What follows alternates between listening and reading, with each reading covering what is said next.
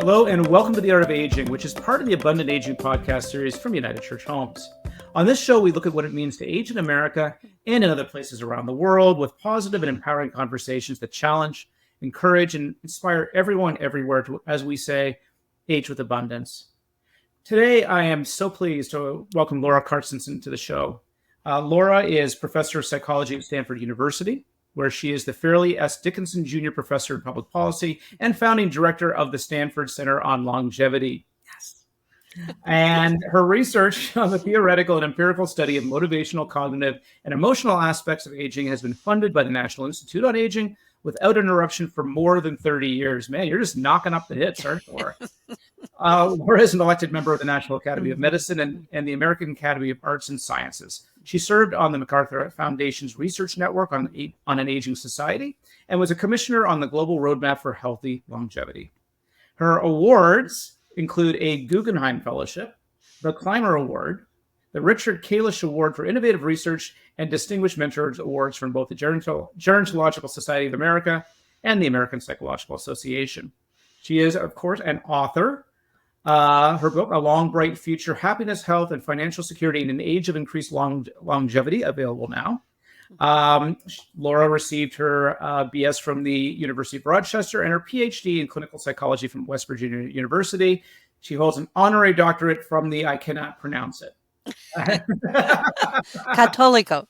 She rolls off the tongue. The Cattolico University Leuven in Belgium. Wow. Laura, welcome to the show. Thank you so much for having me. It's a pleasure to be here. And just a reminder for listeners that this podcast series is sponsored by United Church Homes' Ruth Frost Parker Center for Abundant Aging. To learn more about the center, including our annual symposium in October of each year, visit unitedchurchhomes.org/Parker-Center. All right, so Laura, I've got to say, you've been at this for a minute. I mean, this is I find this area fascinating. Why do you find this fascinating? What's driving your passion for this work? Well, my passion is really driven by a recognition of the opportunity that we have to sort of recraft life, to really think about what a long life can look like and how to best use added years of life. So we nearly doubled the length of our lives in the 20th century. And what this means is that there's a mismatch between the length of our lives and the worlds into which we are born and how prepared they are to support century-long lives. You know, the bottom line is they're not. So we're born into worlds that were literally built by and for young people. And what we need to do is to rapidly build a new world, a revised world that supports people all the way through 100 and sometimes beyond. That's the challenge. And a lot of people are worried about aging societies and aging individuals, and I share many concerns. But my passion, to answer your question in this long-winded way, is that we also have an unprecedented opportunity. And the opportunities, to me, outweigh the challenges. I have great confidence in science and technology and being able to better support longer lives, to find cures for the diseases afflicting older people. I worry that we aren't focusing enough on the great gift that longer lives are and how we can use these years to improve not just the quality of life in old age, but the quality of life all the way through.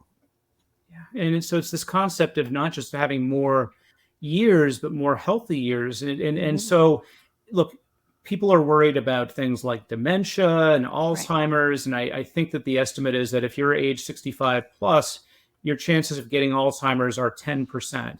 And, when I say that to people, they actually think, wow, that's low. I thought that's just an inevitable part of aging. So and by the way, the great strides are being made in Alzheimer's, but it sounds like the greater challenge is not so much that the medical world will find a way for us to have more of these healthy years, but just really the societal, at least in Western society, just this trope, this reaction, this outdated notion of older people as just a homogenous group that need to be taken care of. Right.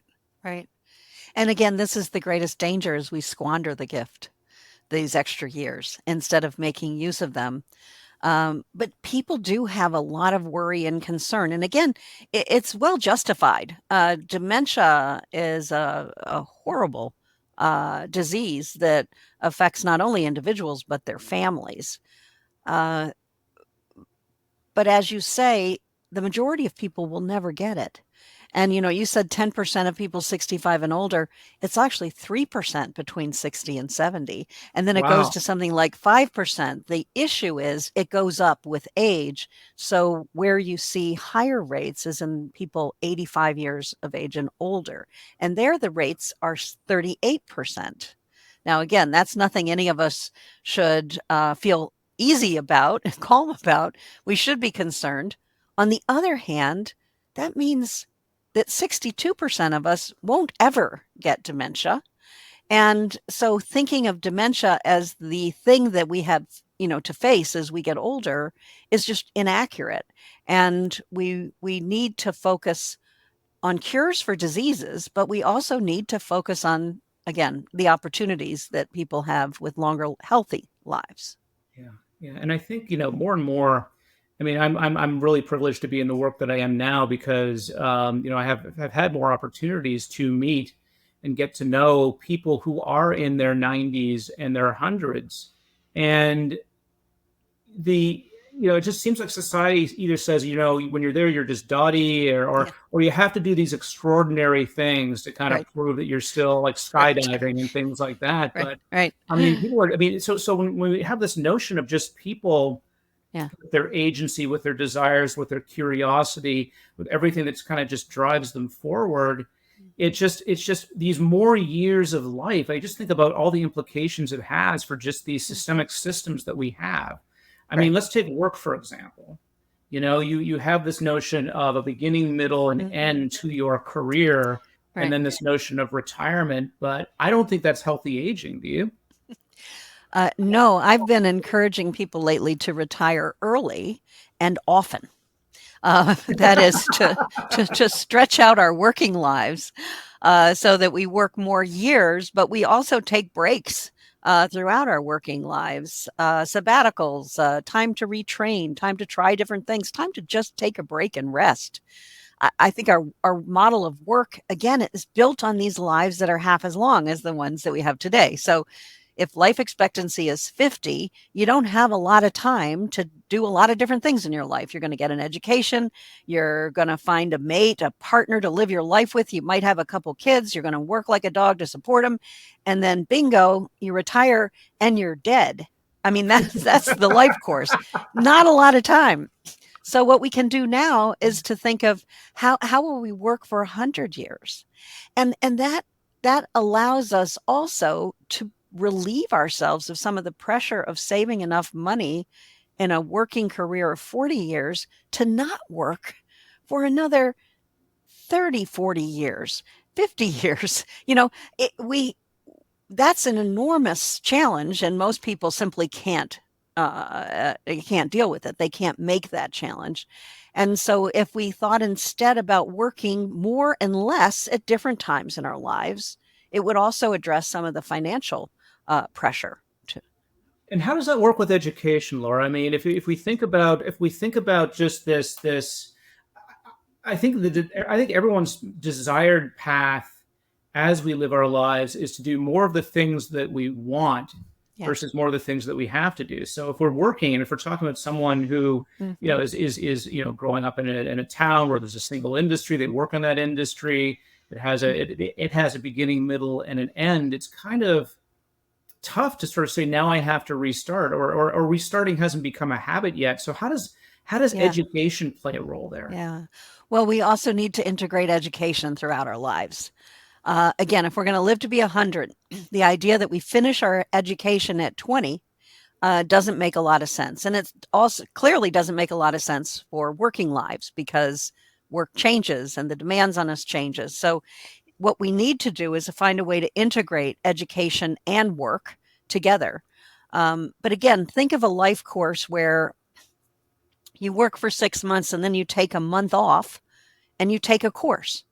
And then you go back to that job. So what we'll do is have a much more fluid back and forth between work and education, so that it doesn't feel like a stark change. It's really hard now for people. If you retire, let's say not even retire, let's say you lose your job at 50. Most people who lose their job at 50 never get back into the workforce.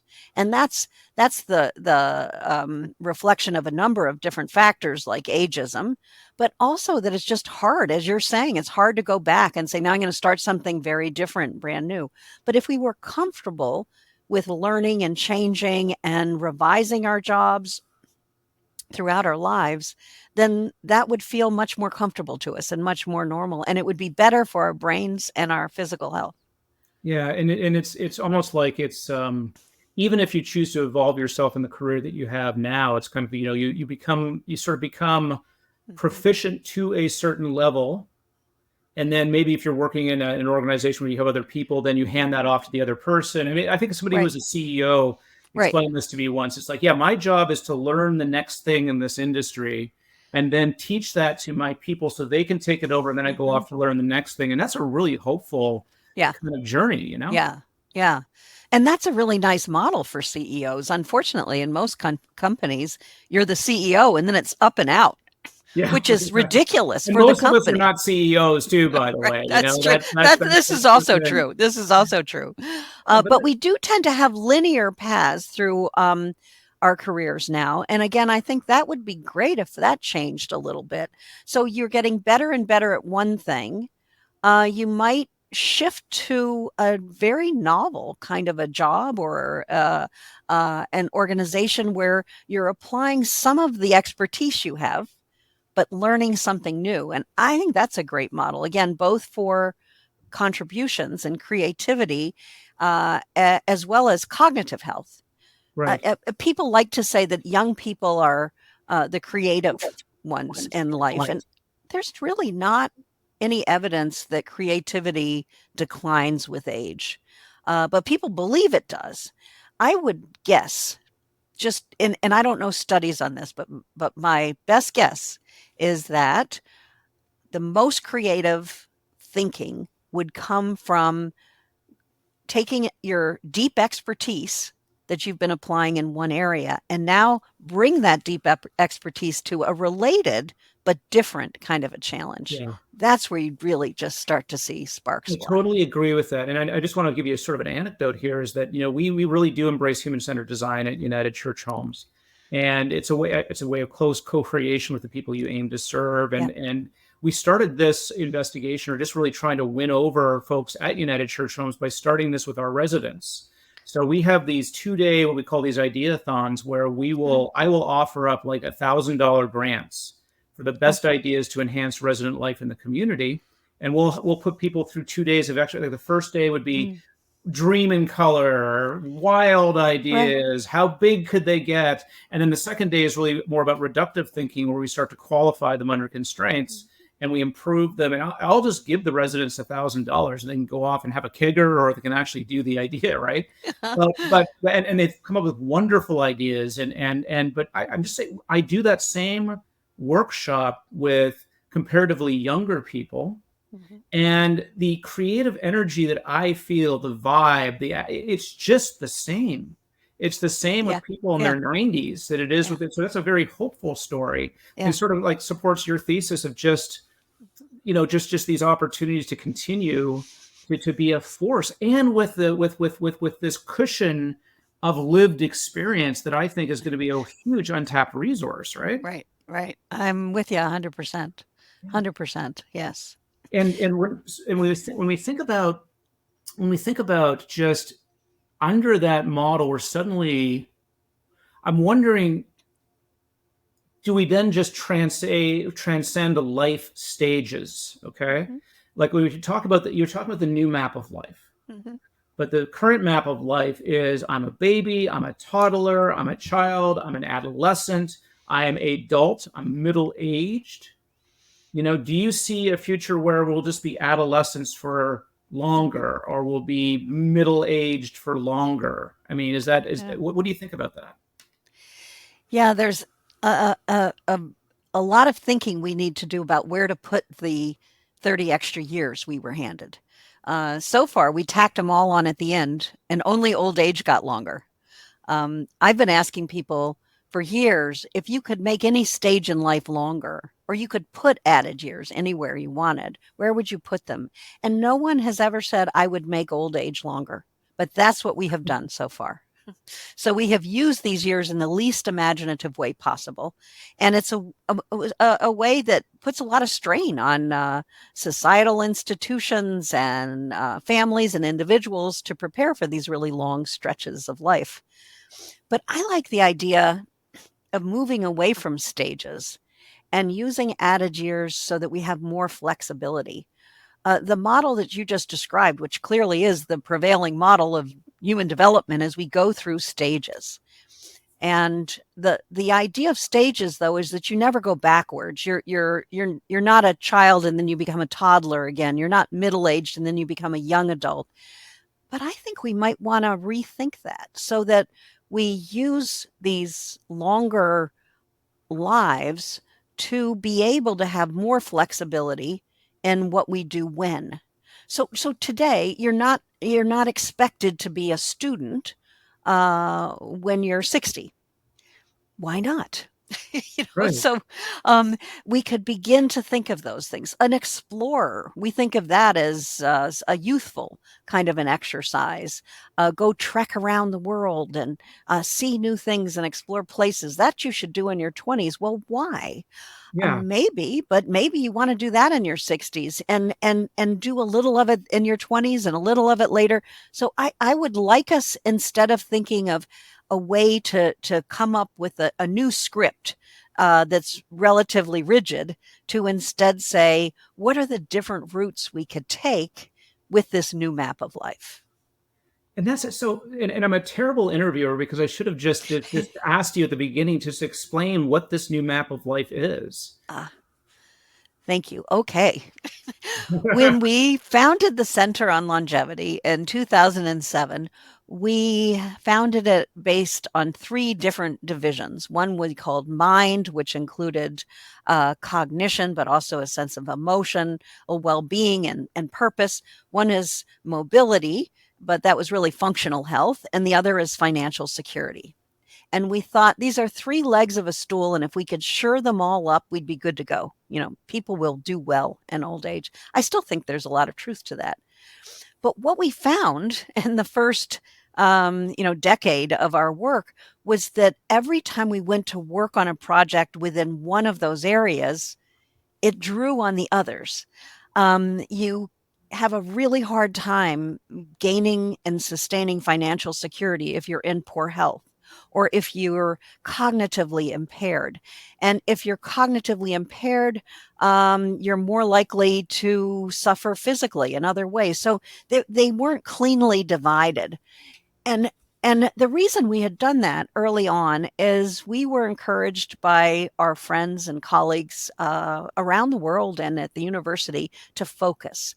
I mean, I hear the voices still in my head saying, Laura, you have to focus. You can't do everything. You got to say, we're just going to do A, B, and C, and you can't do it all. And I really took that to heart and I believed it and followed it for a long time. And one morning I woke up and I thought to myself, we need to boil the ocean. With apologies to the climate scientists, we do need to do it all. And it's because it's all connected. And it's not just as individuals connected, it's also societal structures, again, social norms that tell us when we're going to do things and not do things. We need to really rethink how we live our lives. And we can't just say we're going to do it different financially. We can't just say we're going to do it differently in terms of our careers unless we think about other parts of that, like family and education, environmental supports for us. So we have to think about all of it. And it was that realization that really pushed us toward the new map of life. The other thing, the last, the the last sort of experience that I had and my colleagues had that really made us reconsider broadly what we were doing is we had done a survey in conjunction with Time magazine. And one of the questions we asked people was, what are your goals and dreams for living to 100? Top two responses were, I hope I don't have dementia, and I hope I haven't run out of money. And I looked at those findings and thought, we need to raise that bar. Right. Of course we need to do those things, but that shouldn't be the top of the list of our dreams. We are going to go at that. We have to do that. Yes. But if we only have this kind of white knuckled approach, I hope I don't have this. I hope that doesn't happen to me. Again, we miss the opportunity that's right in front of us to do better, to do bigger things. And so we had a meeting in 2018. About half of the people we invited were academics from every discipline you can imagine, from economics to medicine, psychology, sociology, on and on. And about the other half were from outside academics, people from industries like automotive industries, financial services, but also philanthropy, small businesses, people in education, public schools. And we brought them together and we said, we want you to do two things. One is imagine a thriving century-long life. And the second thing is to begin to say, how would we get the majority of people there? First of all, we know we can have thriving 100-year lives because, as you have noticed also, a lot of people are already doing that. The question is, how do we build a world so most people reach 100 doing well? That's the challenge. And so then we started to come up with all these different ways we would need to live life. And we began to think of it as a map. Where would we make changes?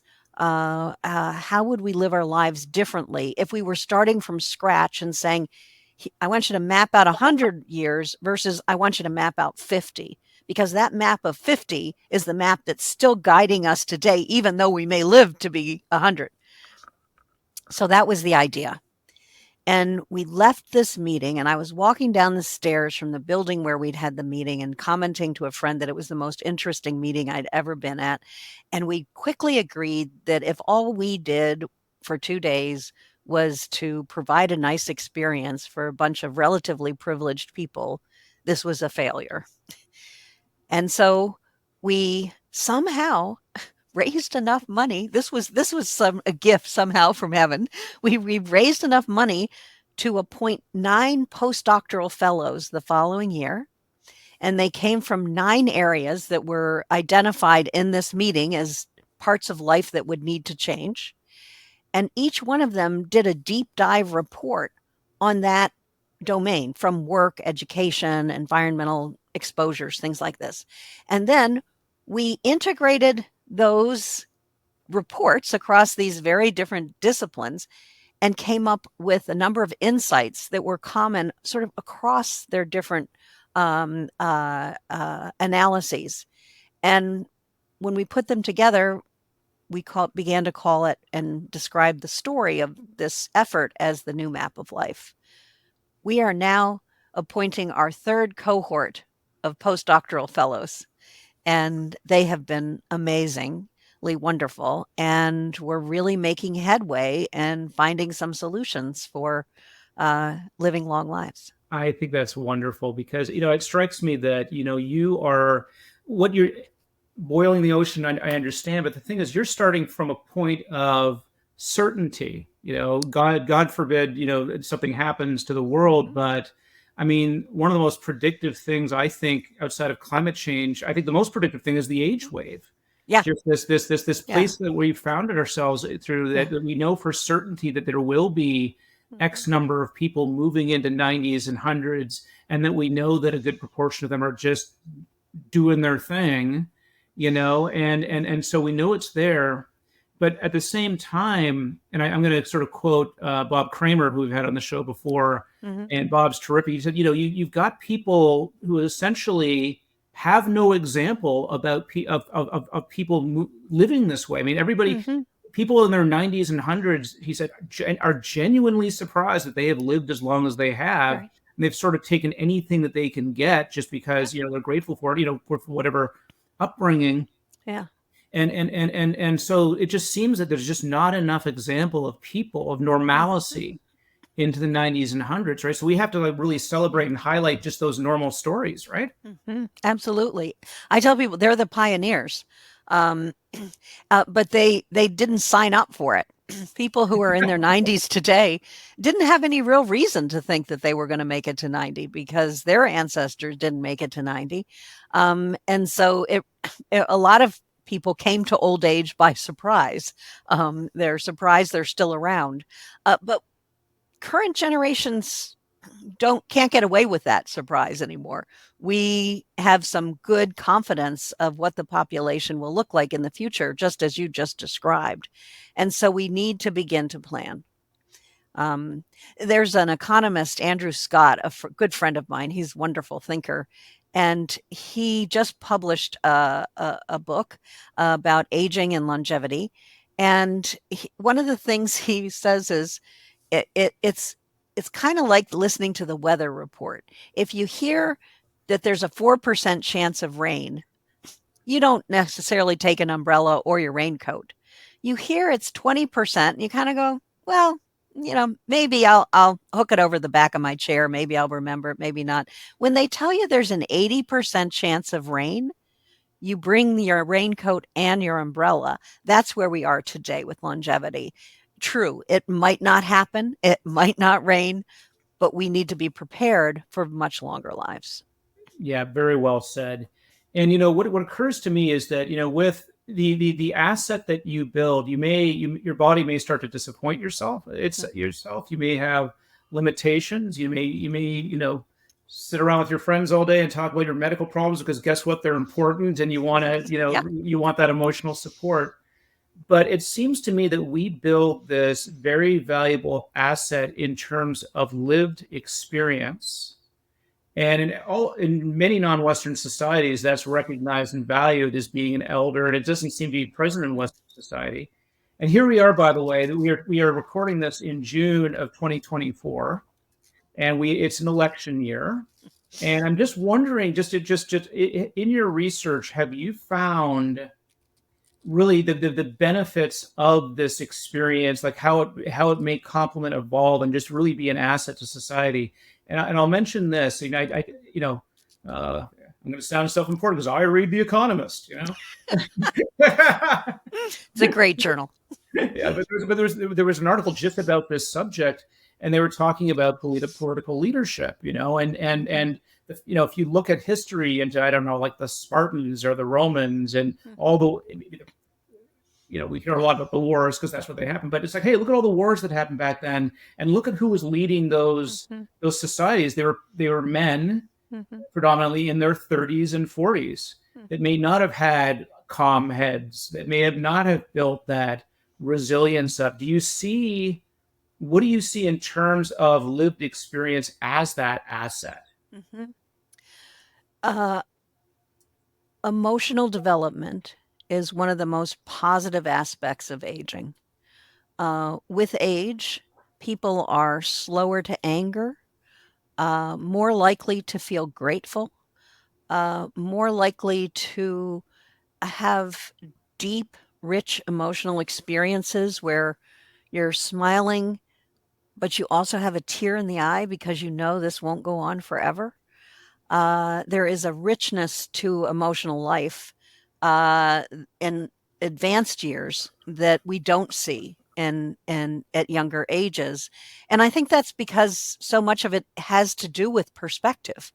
You can't have the perspective of how things have changed over many decades when you haven't been alive many decades. It's just, it's impossible. And I don't mean to diminish anything about the emotional lives of younger people, but that quality of understanding in a deep emotional way that time passes, life doesn't go on forever, things come and go. That's something that to be able to really feel that is something that generally takes decades to come about. And older people have that. So I believe that when we're thinking about leaders of countries, that having that quality is a great asset. It is not the only important asset. I don't know how anybody keeps up the physical pace that our leaders do, presidents, traveling, all over the world. Every week they're somewhere else. I don't know about you, boy. When I go and travel and I'm in, a 10-hour time zone difference, I don't, I'm not feeling great every minute. And they're doing it all the time. I don't know how they do it. So there's a physicality to it. Certainly younger people have that advantage over older people, the physical strength and vitality. Cognitively, we don't see nearly as much change with age as people believe it's there. And I think that's largely because of something you and I were talking about a few minutes ago, and that's Alzheimer's disease. We don't know how to diagnose Alzheimer's disease before symptoms appear, but we know the disease starts decades, years before symptoms appear. And so in the research on cognitive aging, where the older our samples are, the more people are going to be in it who are in those early stages of dementia. What that results in is an exaggeration of the kind of cognitive problems that people may face as they age. You're going to have very significant cognitive problems if you have dementia. You're going to have relatively mild cognitive impairment or slowing if you have a healthy brain, and most of us do.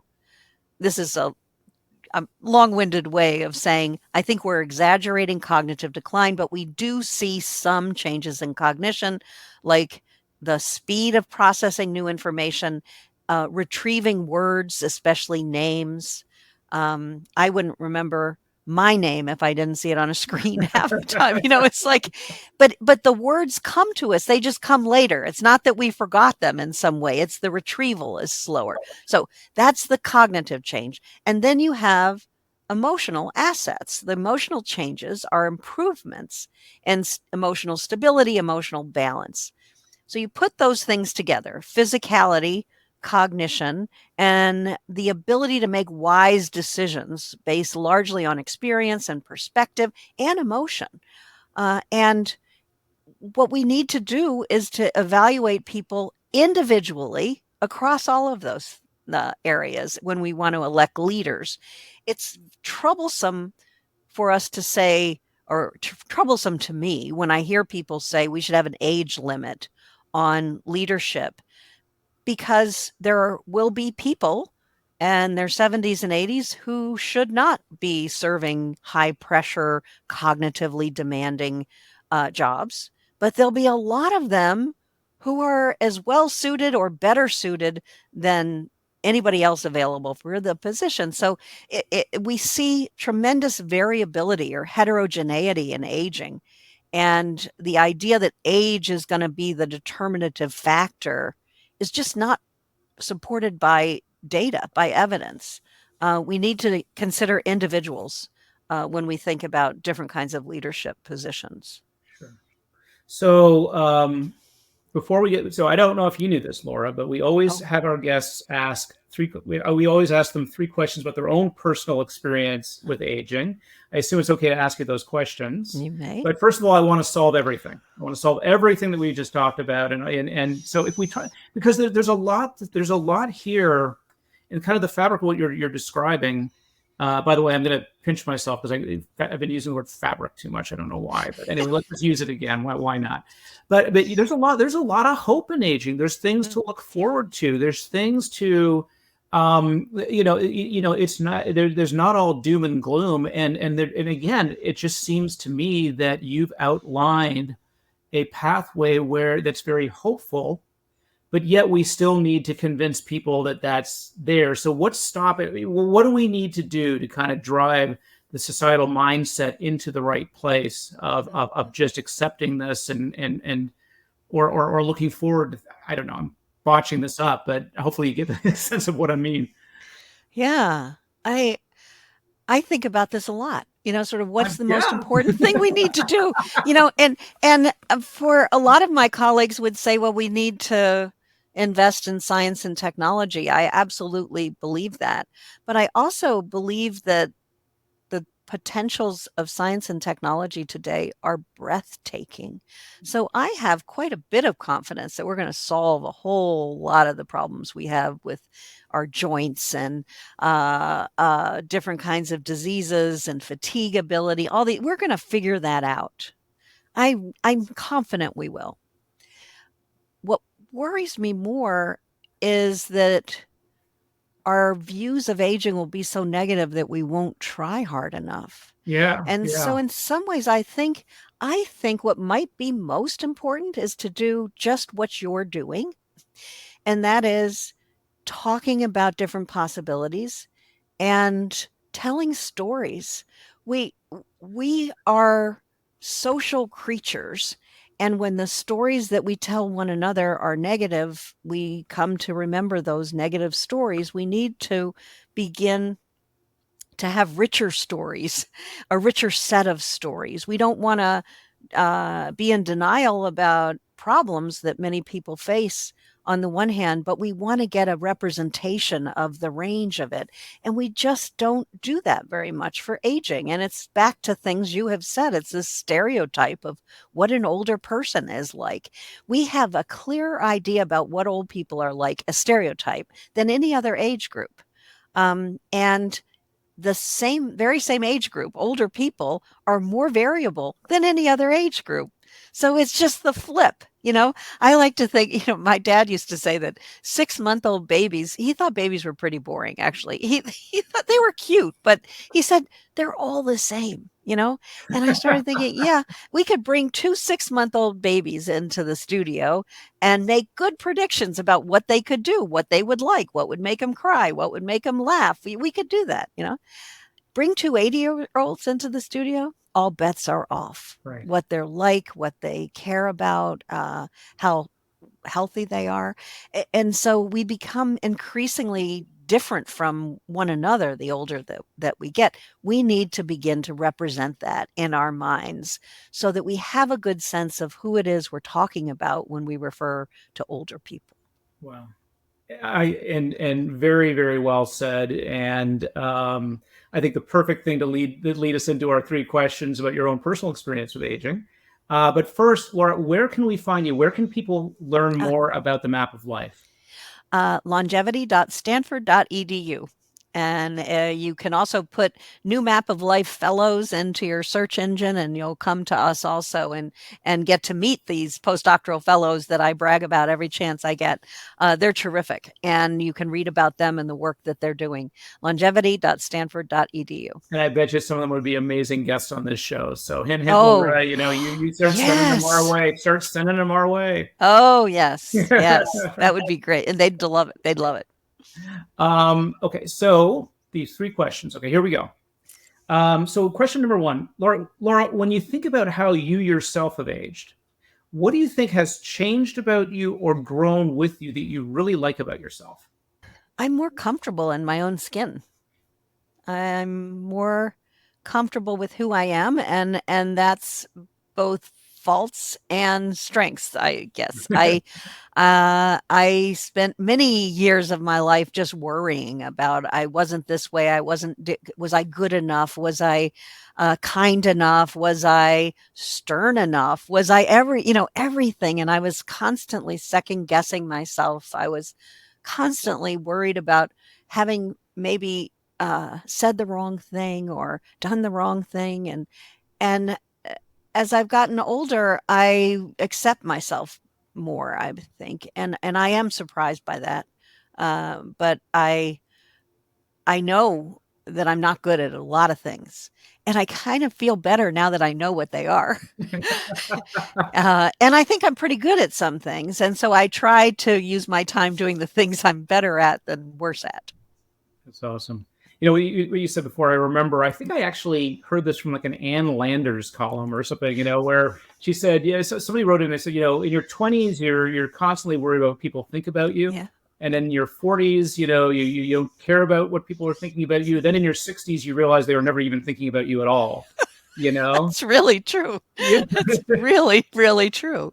Yes, yes. Who was it? Somebody who I'm forgetting who to source this quote to, but I heard I've worried about a lot of things in my life, most of which never happened. I think that might have been Mark Twain, but great quote. Well, question number two, though, is Laura, what has surprised you the most about you as you've aged? One of the great gifts of aging is that we reach a point in life where we can give to others and give back. And in my experience, hands down, that is so much more gratifying than being on the receiving end and taking from others. It's wonderful when people do things for us and we can feel very grateful for it. But wow, it feels so good to be able to help somebody who needs a needs a helping hand, and to be able to have the experience, sometimes a bad experience, but an experience you had that might now be useful, even if it was negative at the time, to another person who's struggling. And so being able to do that is, I don't see that in the literature. I don't see that, it's a great joy. And I don't know that people anticipate it as much as they Well, might. and this is another part of the hope that we're talking about, Laura, because, again, lived experiences as you age, and, it's like, I can imagine, older people, like people in their 80s and 90s going to weddings and looking up at the couple getting married. And it's like, yeah, you don't know nothing yet. Yeah. Yeah.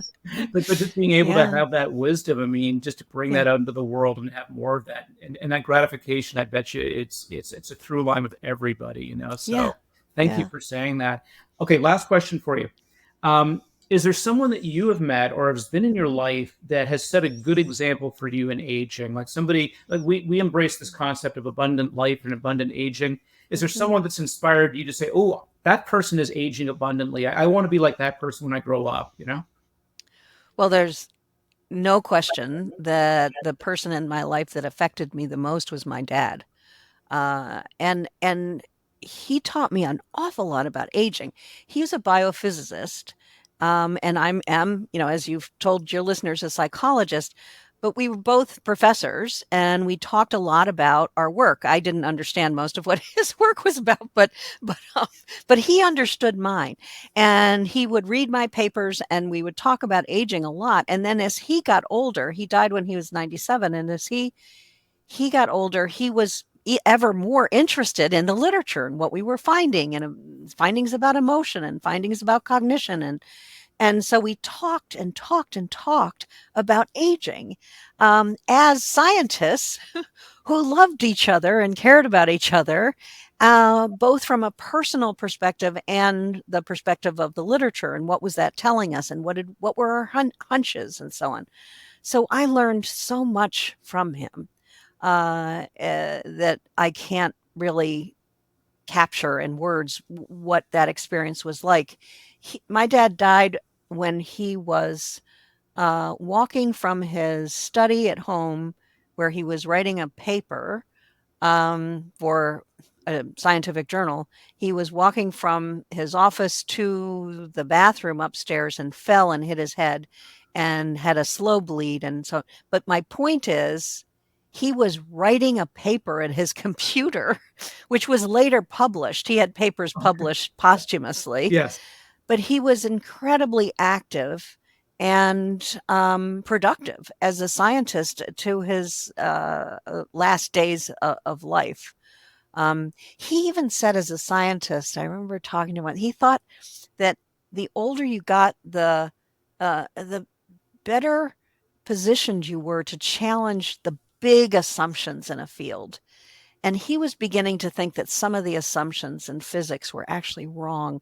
But he said, you can't really do that when you're younger. You've got to get a grant. You've got to do this. But when you're kind of got some distance from it, you can begin to see some things that might be off. So when we were talking a few minutes ago about creativity, wow, that's an opportunity for creativity. Absolutely. Yeah, I want to be like him when I grow up. Me too.